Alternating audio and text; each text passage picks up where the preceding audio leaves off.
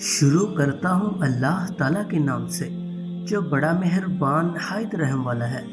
بہت بڑا گروہ تو اگلے لوگوں میں سے ہوگا اور تھوڑے سے پچھلے لوگوں میں۔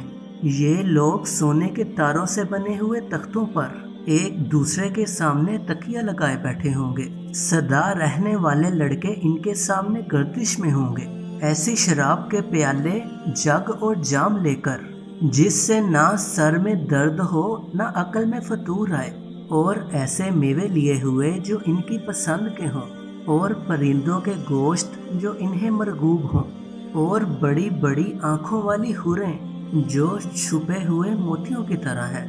یہ صلہ ہے ان اعمال کا۔ نہ وہاں بکواس سنیں گے اور نہ گناہ کی بات، صرف سلام ہی سلام کی آواز ہوگی۔